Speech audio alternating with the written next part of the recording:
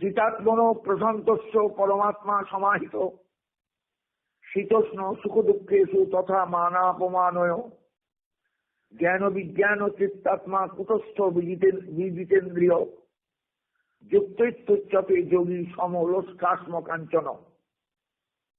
গতকালে শ্লোক দুটো বলেছি আপনাদের কাছে, শ্রীমদ্ ভগবদ গীতার 6ষ্ঠ অধ্যায়ের 7ম এবং 8ম শ্লোক।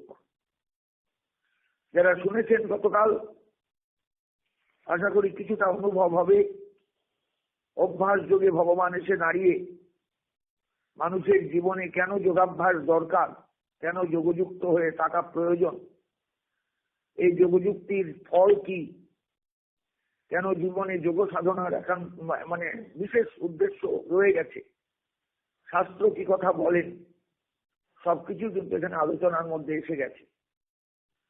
আমাদের প্রত্যেকের জীবনে যেটা প্রয়োজন সেটা নিশ্চয়ই বুঝতে পেরেছেন আগের শ্লোকে।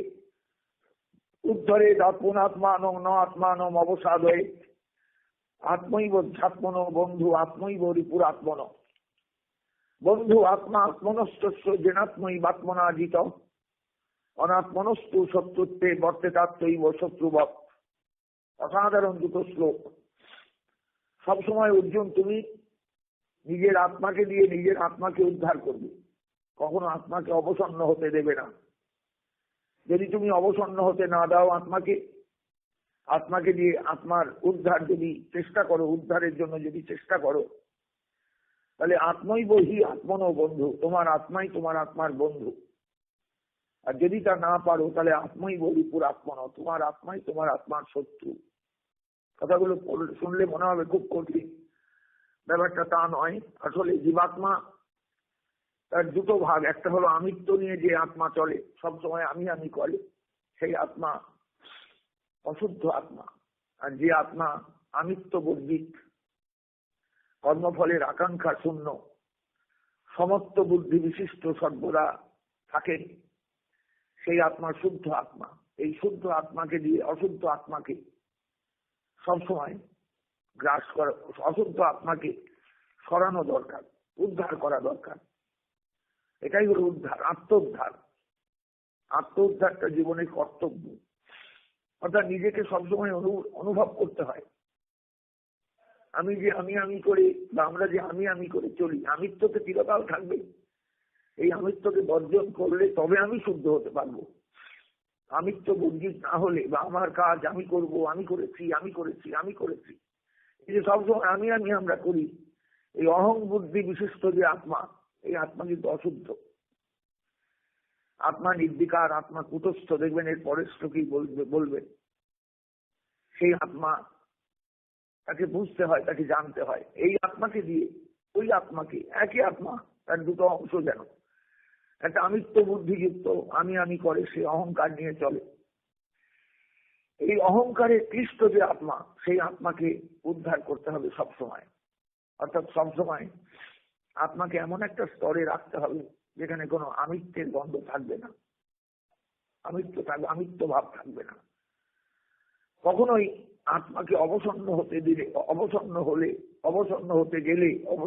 দিলে চলবে না।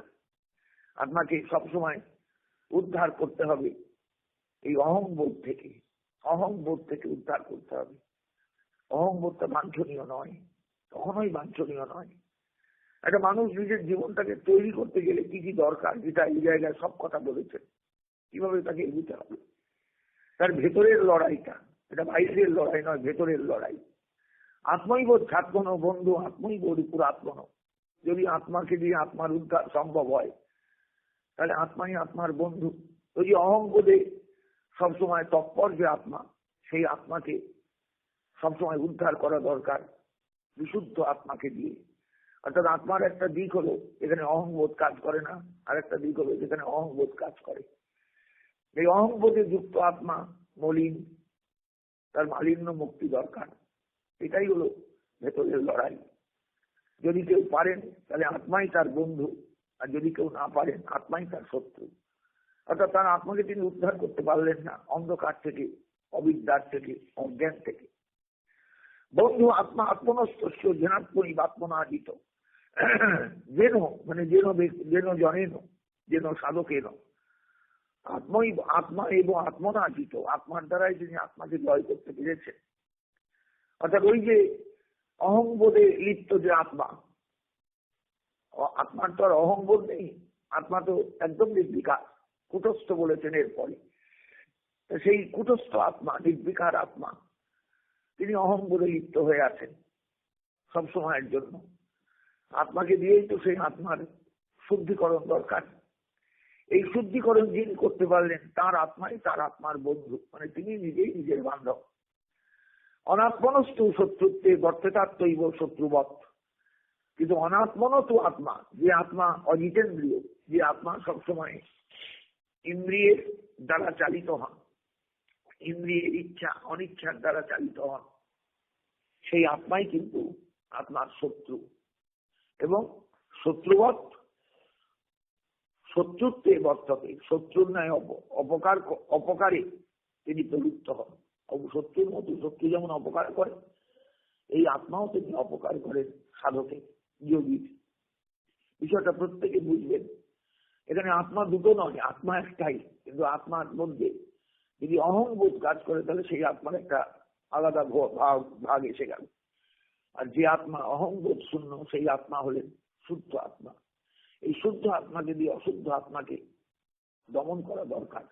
যিনি পারেন তার আত্মা তার আত্মার বন্ধু, আর যিনি পারেন না তার আত্মাই তার শত্রু বলে এসে তারপরে ভগবান পরে বলছেন, মনে রেখো অর্জুন, এই জিতাত্মা ব্যক্তি, যিনি জিত হইয়াছে আত্মা যার দ্বারা, যিনি আত্মাকে জয় করতে পেরেছেন, অর্থাৎ আত্মাকে অহং শূন্য করতে পেরেছেন। প্রশান্তস্য, যিনি প্রশান্ত, ভেতরে কোনো অশান্তি কিছু নেই, কোনো ক্ষোভের কিছু নেই। পরমাত্মা সমাহিত, যিনি সবসময়ের জন্য প্রশান্ত, না ভুল বললাম, যিনি আত্মাকে জয় করতে পেরেছেন, যিনি প্রশান্ত, পরমাত্মা ও প্রশান্তস্য পরমাত্মা, যিনি প্রশান্ত, কোন রকম ক্ষোভ যার মধ্যে নেই, তার যে পরমাত্মা ভেতরে আছে, প্রত্যেকের মধ্যেই তো পরমাত্মা আছে, তিনি সমাহিত হন, অর্থাৎ একান্ত ভাবে অবিচলিত হতে পারেন, সর্বদার জন্য অবিচলিত থাকতে পারেন, যিনি পরমাত্মার প্রশান্তিটা লাভ করেন। পরমাত্মার কোন রকম ক্ষুব্ধ হন না কখন। ভেতরে যিনি আছেন তিনিও তো ক্ষোভরহিত, তিনিও তো সমস্ত ভাবযুক্ত। অতএব তিনি সবসময় এটা উপলব্ধি করেন, সবসময় এটা উপলব্ধি করতে পারেন যে আমার ভেতরের যিনি পরমাত্মা, জীবাত্মা পরমাত্মা একই, কিন্তু জীবাত্মা কর্মফল ভোক্তা, পরমাত্মা কর্মফল ভোগ করেন না। তিনি আছেন, আমাদের সব সময় চালিত করছেন ভেতরে থেকে। সেই সমাহিত পরমাত্মা, প্রশান্ত ব্যক্তির, জিতাত্মা ব্যক্তির একটা অসাধারণ জায়গা তৈরি হয় আর জীবনে। তিনি কেমন থাকেন না, শীতোষ্ণ সুখ দুঃখে, শীতে উষ্ণতায়, অর্থাৎ শীতের মধ্যে শৈত্য প্রবাহ যখন চলছে, গরম যখন চলছে, সুখ দুঃখ জীবনের সবগুলো, এগুলো থাকবে, সবসময় থাকবে, মান অপমান এগুলো থাকবে, সব সময়ের মধ্যে সমাহিত হয়ে থাকে। কোনো সময় চঞ্চলতা তার থাকে না। ও কি শীত, ও কি গরম, এই যে আমাদের মধ্যে চঞ্চলতা, এই চঞ্চলতা তার মধ্যে থাকে না। কেউ সম্মান দিলেও তার কোনো উচ্ছ্বাস নেই, কেউ সম্মান না দিয়ে অপমান করলেও তার কোনো ভেতরে কোনো কেশ বলে কিছু নেই। এইরকম অবস্থা তার তৈরি হয়। একটা অসাধারণ একটা, মানে যাকে বলা যায় পরিণতি আসে জীবনে, যে পরিণতিটা সাধকের একান্ত কাম্য, যোগীর একান্ত কাম্য। অভ্যাস যোগ মানে অভ্যাসের দ্বারা যোগযুক্ত হওয়া, অভ্যাসের দ্বারা যোগে বসা, যোগে সম্পূর্ণ ডুবে যাওয়া, নিমজ্জিত হওয়া। অতএব তিনি এইভাবেই যোগযুক্ত থাকেন। জ্ঞান ও বিজ্ঞান ও তৃপ্তাত্মা, যিনি জ্ঞান এবং বিজ্ঞানের তৃপ্ত। জ্ঞান মানে হলো সাধারণ জ্ঞান, অর্থাৎ শাস্ত্রীয় উপদেশ, আর বিজ্ঞান মানে হলো অনুভব। তিনি জ্ঞান এবং বিজ্ঞান দুটোই লাভ করে তৃপ্তি অর্জন করেছেন। আপনার একটা তৃপ্তি এসেছে, শাস্ত্র জ্ঞানও আছে, আমার একটা অনুভবের জগৎ তৈরি হয়েছে। সাধনায় বসলেই কিছু কাল পরেই প্রত্যেক মানুষের জীবনে একটা অনুভবের জগৎ তৈরি হয়, একটা উপলব্ধির জগৎ তৈরি হয়। এতে আত্মা তৃপ্তি লাভ করেন, ভালো লাগে, চুপচাপ বসে একটু ধ্যান করতে, ভাবতে ভালো লাগে।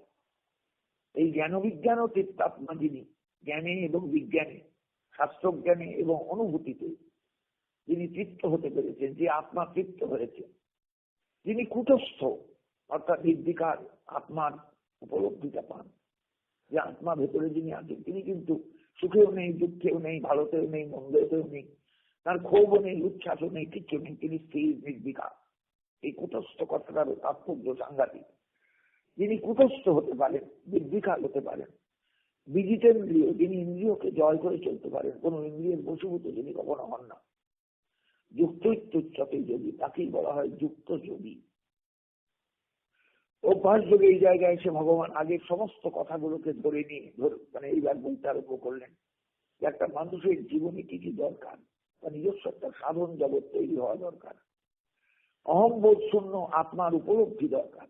অহংবোধ শূন্য আত্মার উপলব্ধি, যে আত্মার কোনো অহংবোধ থাকে না, আমি আমি ভাব থাকে না, এই বিশুদ্ধ আত্মার উপলব্ধি তার জীবনে হওয়া দরকার। এগুলো প্রয়োজন আছে। তিনি যুক্ত যোগী অর্থাৎ যোগযুক্ত সাধক। তিনি, তার ভাবটা কেমন, তার কাছে জগতের সবকিছু সমান, সমলোষ্ঠ অসম কাঞ্চন।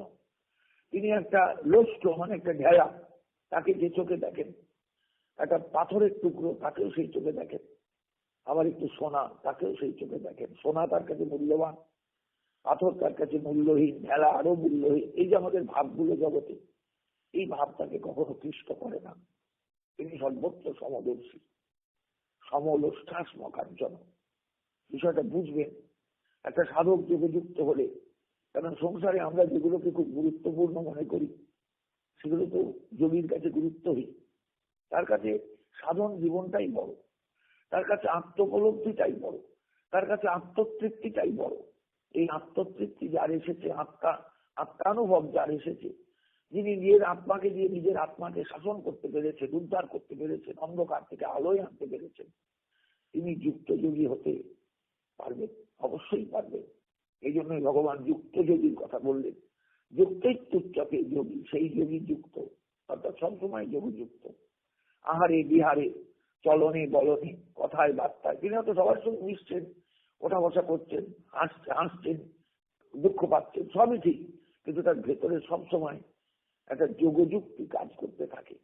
সবসময় তিনি যোগযুক্ত, তার নিঃশ্বাস প্রশ্বাস, তার চেতনা সব সময় যোগে যুক্ত, যোগে যুক্ত, যোগে যুক্ত।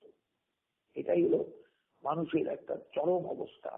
সংসারের মধ্যে থেকেও কর্মফলের আকাঙ্ক্ষা শূন্য হয়ে, সংসারের মধ্যে থেকেও সবারই সঙ্গে উঠা বসা করে, সংসারের মধ্যে থেকেও কোনো কর্মকে ত্যাগ না করে, কর্মফলের আকাঙ্ক্ষা শূন্য হয়ে কর্মী জীবন, কর্মীর মতন কর্মী হয়ে জীবন যাপন করে তিনি যোগযুক্ত। এই যোগযুক্তিটাই সাধকের জীবনে দরকার। গীতা এইরকম ভাবে মানুষকে তৈরি করতে চেয়েছেন। অর্জুনকে উপদেশ দিতে গিয়ে ভগবান সকলকেই তো উপদেশ দিচ্ছেন, তৎকালীন বা সেই সমকালীন যে মানুষগুলো তাদের উপদেশ দিয়েছেন, ভবিষ্যতের লক্ষ লক্ষ কোটি কোটি মানুষকে উপদেশ দিয়ে যাচ্ছে। গীতা যতদিন থাকবেন ততদিন এই উপদেশ থাকবে, এবং মানুষ যদি গ্রহণ করতে পারে তাহলে সে কৃতার্থ হবে। যে এই কথাগুলোকে নিজের জীবনে ফুটিয়ে তুলতে পারবে সে কৃতার্থ হবে। এই জন্যই তো উপদেশ দান, ভগবদ্গীতার এইখানেই তো আসল মূল্য। যুগে যুগে কালে কালে মানুষ এই উপদেশের দ্বারা কৃতকৃতার্থ হবে। মানুষের মধ্যে যে বিভেদ, গীতার ব্যাখ্যায় যে বিভেদ আসে, এই বিভেদটা কিন্তু কিচ্ছু নয়। অর্থাৎ যিনি যেমন মতো গীতাকে ব্যাখ্যা করছেন, কেউ ভক্তিমার্গে নিয়ে ব্যাখ্যা করছেন, কেউ যোগমার্গে নিয়ে ব্যাখ্যা করছেন, কেউ জ্ঞানমার্গে নিয়ে ব্যাখ্যা করছেন, কেউ কর্মমার্গে নিয়ে ব্যাখ্যা করছেন। কিন্তু গীতা তো পৃথক কোনো ব্যাখ্যা করছেন, গীতা চেয়েছেন সমন্বয়। ভক্তির সঙ্গে যোগের, যোগের সঙ্গে জ্ঞানের, জ্ঞানের সঙ্গে কর্মের কোনো পার্থক্য তো নেই। কারণ গীতার যিনি যোদ্ধা, গীতাকে যিনি উপলব্ধি করবেন, তিনি তো সবসময়ের জন্য ডুবে আছেন তার যোগে। এবং সেই যোগটা কর্মযোগ, জ্ঞানযোগ, অভ্যাস যোগ, এগুলো সব তো যোগ।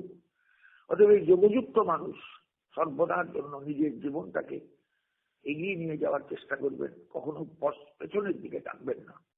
চেষ্টা করবেন আমি যেন যোগযুক্ত হয়ে থাকতে পারি। গীতায় উপদেশই ভগবানের যোগযুক্ত হবার জন্য। তুমি যোগযুক্ত হয়ে থাকো। সংসারে তুমি সাধারণ মানুষ হয়ে থেকো না, যোগযুক্ত মানুষ হয়ে থাকো। সংসারে তুমি সাধারণ মানুষের মতো শুধু কামনা বাসনার দাস হয়ে থেকো না, যোগযুক্ত হয়ে থাকো। এই জন্য এখানেও সেই অভ্যাস যোগ, সেই যোগ উপদেশ। যুক্তোচ্চতে যদি সমলস্ট অসমকাঞ্চন। সমভাবটা কেমন উপমা দিয়ে বোঝাচ্ছেন, একটা ঢেলা, একটা পাথরের টুকরো, তার সঙ্গে অস্ম একটা একটা লোষ্ঠ, একটা আর কাঞ্চন, সমলোষ্ঠ অস্ম কাঞ্চন। লোষ্ঠ মানে একটা ঢেলা, অস্ম মানে পাথর, কাঞ্চন মানে সোনা। আমরা তো তিন থেকে ভাগ করবো আলাদা আলাদা। বাবা কাঞ্চন অনেক দামি, এটাকে হারালে চলবে না। ঢেলা ফেলে দাও, মাটি ফেলে দাও, পাথরও ফেলে দাও, পাথরের টুকরো ফেলে দাও।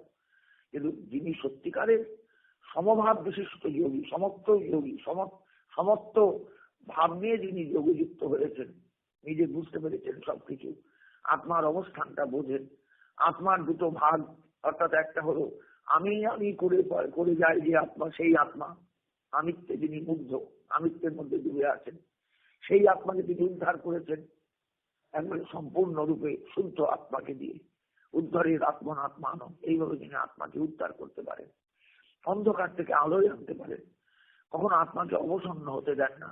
বোঝেন আমি যদি আত্মাকে অবসন্ন হতে দিই, এই ভাবনার মধ্যেই ডুবিয়ে রাখি, আমি কখনো শুদ্ধ আত্মার অনুভব পাবো না, শুদ্ধ আত্মাকে পাবো না। অতএব উদ্ধার করার কাজটা চলতেই থাকবে, চলতেই থাকবে, চলতেই থাকবে। যতদিন তিনি বাঁচবেন এই আত্মোদ্ধারের প্রক্রিয়াটা তার চলবেই। হয়তো দেখা যাবে একটা দিন আসবে যখন আত্মোদ্ধারের আর প্রয়োজন নেই, আত্মা শুদ্ধই হয়ে গেছেন, আর সেখানে কোনো কামনা বাসনা কিছু করতে পারে না, অহংবোধ কিছু করতে পারে না, তিনি বিশুদ্ধ আত্মায় পরিণত হয়েছে। তখন পরমাত্মার একটা কৃপা তার মধ্যে আসবে, পরমাত্মার একটা সান্নিধ্য তিনি উপলব্ধি করবেন। ওই জন্য বলেছেন পরের শ্লোকে না আগের শ্লোকে বলেছেন পরমাত্মা সমাহিত, এই 7 নম্বর শ্লোকে বলেছেন পরমাত্মা সমাহিত, পরমাত্মাতে সমাহিত হয়ে থাকা। জীবাত্মার পরমাত্মার সঙ্গে একটা মিলন, উপলব্ধি, আমার মধ্যে তিনি সর্বদা আছেন, আমার মধ্যে তিনি সবসময় রয়েছেন, তিনি আমাকে কৃপা করবেন, তিনি আমাকে সাহায্য করবেন। এবং সেটা করতে গিয়ে সাধকের অবস্থাটা কি, তিনি জিতাত্মা হয়েছেন, তিনি প্রশান্ত হয়েছেন, তিনি শীত উষ্ণ, সুখ দুঃখ, মান অপমানে সমদৃষ্টি সম্পন্ন হয়েছেন, তিনি জ্ঞান এবং বিজ্ঞানে তৃপ্ত হয়েছেন, তিনি নির্বিকার স্বরূপ হয়েছেন, তিনি ইন্দ্রিয়কে জয় করতে পেরেছেন। তবেই তিনি পরমাত্মা সমাহিত হয়ে যুক্ত যোগী রূপে সমলোষ্ঠ অস্ম কাঞ্চন, লোষ্ঠ অস্ম এবং কাঞ্চন, ঢেলা, পাথর এবং সোনার মধ্যে বিভেদ হারিয়ে ফেলেছেন। আর কোনো বিভেদ তার কাছে কিছু হয় না, কিছু দাগ কাটে না। আমরা যেমন ঢেলাকে ঢেলা বলে মনে করি, পাথরকে পাথর বলে মনে করি, সোনাকে আলাদা করি, না এটা মূল্য বস্তু, তার কাছে এগুলো কিচ্ছু নয়।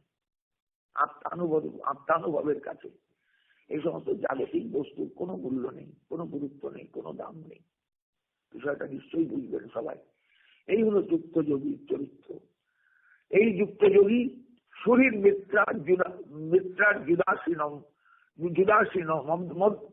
যুদাসীন মধ্যস্থ দেশ বন্ধুসু সাধুস্ব বীচ পাপেশু সমবুদ্ধির বিশিষ্টতে। ভাবুন একবার, এই সাধক সমবুদ্ধি বিশিষ্ট, তিনি বন্ধুকেও যে চোখে দেখেন, মিত্রকেও সেই চোখে দেখেন, পরীকেও সেই চোখে দেখেন, উদাসীনকেও সেই চোখে দেখেন, মধ্যস্থ ব্যক্তিকেও সেই চোখে দেখেন, দেশ্য যারা ঘৃণার পাত্র, যারা হিংসার পাত্র সাধারণত জগতে আমাদের কাছে হয়, তাদেরও সেই চোখে দেখেন, বন্ধুকেও সেই চোখে দেখেন, সাধুকেও সেই চোখে দেখেন, এবং পাপে যারা পূর্ণ বা পাপী যারা, পাপে অসাধু ব্যক্তিকেও সেই চোখে দেখেন। এর নাম সমবুদ্ধি বিশিষ্ট হওয়া। সমবুদ্ধি হওয়া এত সহজ নয়। সংসারের সর্বত্র সমদৃষ্টি, শুধু সমলোষ্টাত্ম কাঞ্চন, এই কথা বলেও কিন্তু ভগবান চুপ করে গেলেন না। সমস্ত বুদ্ধিযুক্ত হওয়া, সমবুদ্ধি বিশিষ্ট হওয়া একটা মারাত্মক মারাত্মক ব্যাপার। তার কাছে সুরিত মিত্র, সুরিত বন্ধু হলেই সুরিত হয় না, যে হিতাকাঙ্ক্ষী সে সুরিত, যে বন্ধু সে মিত্র, ওরই যে শত্রু, যে উদাসীন, যে নিউট্রাল চরিত্র নিয়ে চলে, এর ধারে কাছেও নয় দূরেও নয়, এরকম একটা ভাব নিয়ে চলে, উদাসীন। শুধু তাই নয়, মধ্যস্থ, যে মাঝখানে আছে, দেশ্য, যে দেশের বস্তু মানে ঘৃণা করে, উপেক্ষা করে, বন্ধু যারা, এবং সাধু সকলের প্রতি, এবং পাপে সুঅপিচ, অসাধু, সাধু এবং অসাধু দুয়ের প্রতি সকলের প্রতি যিনি সমবুদ্ধি বিশিষ্ট, তিনিই হলেন সত্যিকারের যোগী। যোগী হতে গেলে মানুষকে সমবুদ্ধি বিশিষ্ট হতে হবে, নাহলে ভেতরে যদি আপন পর ভেদ থাকে, আমি কিন্তু সেই আত্মাকে নিয়ে কিন্তু এগোতে পারবো না। আমি একজনকে ভালোবাসলাম, একজনকে ঘৃণা করলাম, একজনকে উপেক্ষা করলাম, একজনকে মাথায় তুলে রাখলাম, একজনকে পায়ের তলায় ধরলাম, তা কখনো হয় না। মানুষের সেই মানুষ কখনো যোগযুক্ত হতে পারবে না। সব সময়ের জন্য সমর্থম যোগ উচ্চতে, মনে করে দেখুন সেই কথাটা। সমবুদ্ধি বিশিষ্ট যিনি, তিনিই যোগী। যোগী হতে গেলে মানুষকে সমবুদ্ধি বিশিষ্ট হতেই হবে। যোগী ঝিঞ্জিত সততম আত্মানং রহস্য স্থিত। কথাগুলো আবার আসবে আমার আলোচনায়, শুধু আমি শ্লোকটা এগিয়ে যাচ্ছি। এইবার ভগবান এই দুটো শ্লোকে এই অষ্টাঙ্গ যোগের বর্ণনা দিয়ে যাচ্ছেন। আমাদের জীবনে অষ্টাঙ্গ যোগের একটা প্রয়োজন আছে। আসন, তারপরে ধ্যান, ধারণা, প্রত্যাহার, প্রাণায়াম, এগুলো প্রয়োজন আছে। কারণ আমাদের এই শরীরটাতে বহু জীবনের ফলে এই জায়গায় এসেছি। কত কামনা, কত বাসনা, কত তৃষ্ণা, কত কিছু রয়ে গেছে পেছনে। পোটলা বোঝাই একবারে, বিরাট বোঝা রয়ে গেছে। সুতরাং আমি যে যোগযুক্ত হতে চাইলে যে যোগযুক্ত থাকতে পারবো তা কিন্তু হঠাৎ স্লিপ করে যেতে পারি, হঠাৎ আমি হারিয়ে যেতে পারি, হঠাৎ কোনো কারণে আমার ছন্দপতন ঘটে যেতে পারে জীবনে। অতএব সর্বদার জন্য যোগীকে রহস্য স্থিত গোপনে বসে সততম আত্মানম, সর্বদার জন্য নিজেকে যোগে যুক্ত করা দরকার, যোগযুক্ত হওয়া দরকার। একটু বসা দরকার আসলে, একটু নিরিবিলিতে আপন মনে আপন চিন্তায় ডুবে যাওয়া দরকার। সংসার তো আছেই, সবাই আমরা বুঝি সংসার নশ্বর, এই সংসার চিরকাল থাকবে না, কেউ আমার জগতে নয়। তাহলে আমার এই মুহূর্তে দোষটা কোথায়? আমার যোগপথে যুক্ত হয়ে, যোগযুক্ত হয়ে অগ্রসর হতে দোষটা কোথায়? গীতা তো সেইটাই চেয়েছে। প্রত্যেকটা মানুষ জেগে উঠুক, প্রত্যেকটা মানুষ তার নিজের জীবনে জেগে উঠুক, এবং জেগে সে আস্তে আস্তে ধীরে ধীরে সাধন পথে এগোবার চেষ্টা করুক। এই সাধন পথে এগোনো মানে ঝিপ ঝিপ করে মন্দিরে গিয়ে প্রণাম, তীর্থে গিয়ে গড়াগড়ি দেওয়া তা নয়। কিন্তু নিজের জীবনটাই হলো সাধন ক্ষেত্র। এই সাধন ক্ষেত্রটাকে তৈরি করা দরকার, সাধন ক্ষেত্রটাকে প্রস্তুত করা দরকার, সাধন ক্ষেত্রটাকে ধীরে ধীরে আস্তে আস্তে এমন ভাবে তৈরি করতে হবে যাতে আমি আমার ভেতরের যে পরমাত্মা, তার একটা সান্নিধ্য উপলব্ধি করি, তার একটা ছোঁয়া পাই। তিনি আমার ভেতরে আছেন, প্রতি জন্মেই তিনি আছেন, কিন্তু মনুষ্য জীবনে যে সুযোগটা আছে সেটা তো অন্য জীবনে নেই। একটা নিকৃষ্ট জীবনে তো আমি যোগযুক্ত হতে পারবো না, পারবো না। আমাকে মনুষ্য জীবন খুঁজতে হবে। মনুষ্য জীবনে সাধন আছে, ত্যাগ আছে, ঈশ্বর ভাবনা আছে, যোগযুক্ত হওয়ার একটা প্রয়াস সেখানে আসতে পারে। এই জন্য মনুষ্য জীবনটাই আসল। সেই জন্যই বলছে যোগী জিঞ্জিত সততম আত্মান রহস্য স্থিত, একাকী যত চিত্তাত্মা নিরাশীর অপরিগ্রহ। প্রত্যেকটা বিশেষণ পথ, এগুলো প্রত্যেকটা আমাদের বুঝতে হবে যে কেমন করে একজন মানুষ যোগযুক্ত হয়ে সংসারে থাকবেন। আগে তো বলে এসেছেন, অনেক কথা বলে এসেছেন যে একটা মানুষকে কিভাবে যোগযুক্ত হতে হবে, তো একটা মানুষকে কিভাবে মানে আস্তে আস্তে এগুতে হবে। বন্ধু আত্মা আত্মনস্তস্য জেনাত্মই বাত্মনাজিত অনাত্মনস্ত শত্রুত্বে বর্তেতাত্মৈব শত্রুবৎ। মনে পড়ছে? উদ্ধারে আত্মনাত্মানম ন আত্মানম অবসাদ হয়ে আত্মৈব ঝাত্মন বন্ধু আত্মৈব বিপুরাত্মন। মনে পড়ছে? আরুরুক্ষ যোগী, যোগারুর যোগী, যোগারুর সাধক, এদের কথা তো বলেছেন। তুমি একদিনে পারবে না, তোমাকে স্টেপ বাই স্টেপ সিঁড়ির ধাপ যেমন আমাদের উঠতে হয়, ধীরে ধীরে উপরে উঠতে হয়, তেমনি সাধন পথে মানুষকে স্টেপ বাই স্টেপ উঠতে হবে। আরুরুক্ষ মনের যোগম কর্ম কারণ উচ্চতে, যোগারুরস্য তস্যৈব সম কারণ উচ্চতে, যদাহীন ইন্দ্রিয়ার্থেষু ন কর্মসু অনুসজ্জাতে। ইন্দ্রিয়গুলো যখন বিষয়ের দিকে ছুটবে না, কোনো কর্মের মধ্যেই ঢুকতে চাইবে না, ভালো লাগবে না কোনো কাজ, সর্ব সংকল্প সন্ন্যাসী, যিনি সমস্ত সংকল্প ত্যাগ করে চলতে পারবেন সংসারে, সব আছে সংসারে, কিন্তু তার সংকল্প থেকে তিনি দূরে, কোনো কর্ম সংকল্পও নেই, কর্মফলের আকাঙ্ক্ষাও নেই। তিনিই হলেন যোগারূঢ় সাধক। এই যোগারূঢ় সাধক হিমালয়ে গিয়ে থাকেন তা নয়, কিন্তু এই সংসারেই তিনি থাকতে পারেন। এই সংসারটাই তার যোগের জায়গা, যোগানুশাসন এইখান থেকেই তার জীবনে শুরু হয়েছে, সেইভাবে তিনি চলবেন। এই জন্য ভগবান উপদেশ দিয়ে গেলেন আত্মোদ্ধার করো, আত্মোদ্ধার করো। যে আত্মা বিষয়ের মধ্যে ডুবে আছেন, অহংবোধে ডুবে আছেন, তাকে তুলে নিয়ে এসো, তাকে আস্তে আস্তে তোলো, তার সঙ্গে পরমাত্মার সংযোগ স্থাপন করো। আত্মই বোধাত্মন বন্ধু, আত্মই হরিপুর আত্মন। মনে রেখো, তুমি যদি উদ্ধার করতে পারো আত্মাকে বিষয়ের গর্তে থেকে, আমিত্ব থেকে, কর্মফলের আকাঙ্ক্ষা থেকে, তাহলে তুমি হলে তোমার আত্মার বন্ধু, নইলে তুমি হলে তোমার আত্মার শত্রু। কত কথা বলে গেছেন। এগুলো হলো প্রত্যেক মানুষের জীবনে ধীরে ধীরে অগ্রগতির পথে একান্ত স্মর্তব্য, একান্ত স্মরণীয়। এগুলো বলে রাখতে হয় সর্বদা। গীতা আমাদের স্মৃতিপ্রস্থান তো সবসময় মনে রাখবেন, তিনটে মহাপ্রস্থান ভারতবর্ষকে হাজার হাজার বছর ধরে শাসন করে এসেছে। একটা হলো শ্রুতিপ্রস্থান, উপনিষদ গুলো, একটা হলো স্মৃতিপ্রস্থান, শ্রীমদ ভগবত গীতা উপনিষদের সার, আর একটা হলো ন্যায় প্রস্থান, বেদান্ত দর্শন। এই তিনটে প্রস্থানের সঙ্গে আমাদের যদি যোগ না থাকে, আমি অনেক আগে গীতার সূচনায় বলেছি মহাপ্রস্থান ত্রয়ের কথা। প্রত্যেক মানুষের জীবনে মহাপ্রস্থান ত্রয়কে জানতে হয়। মহাপ্রস্থান ত্রয় মানে কি? মহাপ্রস্থান মানে কি? অ্যাবসলিউট ডিপারচার, এই সংসার থেকে একেবারে বেরিয়ে যাওয়া। আমি যে এসেছি, এই সংসার থেকে আমাকে বেরিয়ে যেতে হবে, এই ভাবনাটা সবসময় মাথায় রাখা।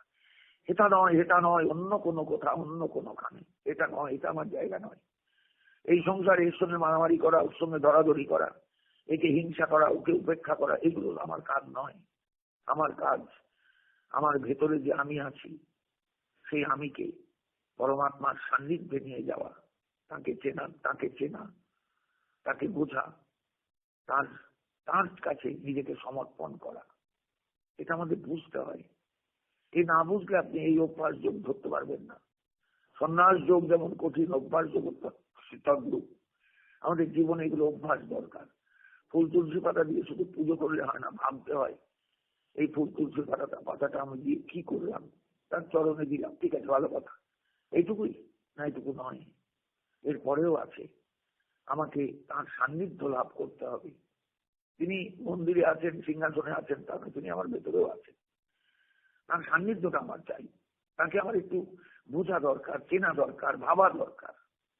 অতএব জগতে থেকে সংসারের নানা উপদ্রব সহ্য করে সব সময়ের জন্য একে ভালোবাসা, ওকে মন্দবাসা, একে ঘৃণা করা, ওকে উপেক্ষা করা, একে শত্রু রূপে ভাবা, ওকে মৃত্যু রূপে ভাবা, এই যে সব সময়ের জন্য আমরা নানা রকম ভাবের মধ্যে দিয়ে চলি, এগুলো আমার কাছে প্রয়োজনীয় নয়। এতে ক্ষতি হবে আমার।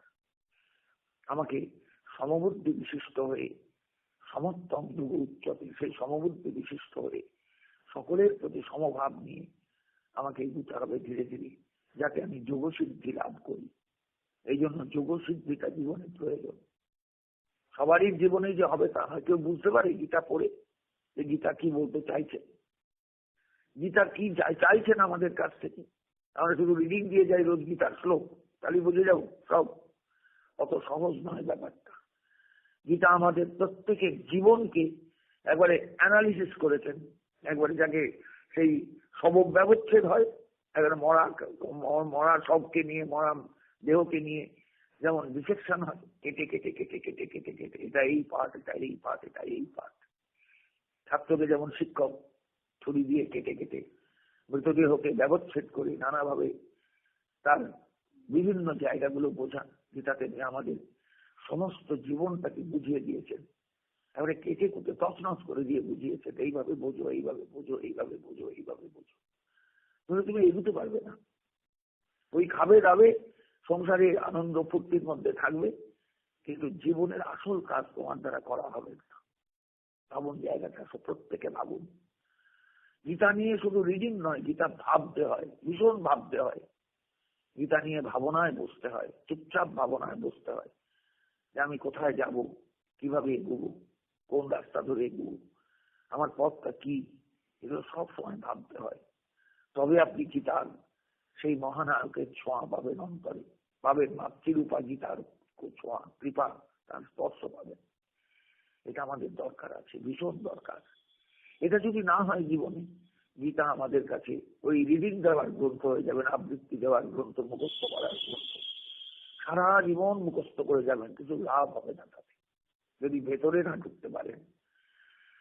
কথাগুলোর অভ্যন্তরে যদি না প্রবেশ করতে পারেন, কিছু লাভ হবে না আমাদের। তাই প্রত্যেকের কাছে আমার অনুরোধ, আমার গীতার আলোচনায় বসা মানুষের সান্নিধ্যে শুধু যাওয়া নয়, মানুষকে একটু গীতা সম্পর্কে উৎসাহী করে তোলা, উদ্যোগী করে তোলা, গীতা সম্পর্কে একটু আশার বাণী শোনানো।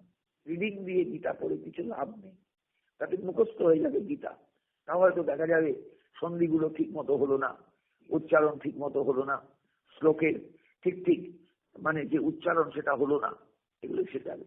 কারণ সবাই তো সংস্কৃত জানা মানুষ নন, স্বাভাবিকভাবে ভুলভাল হবেই।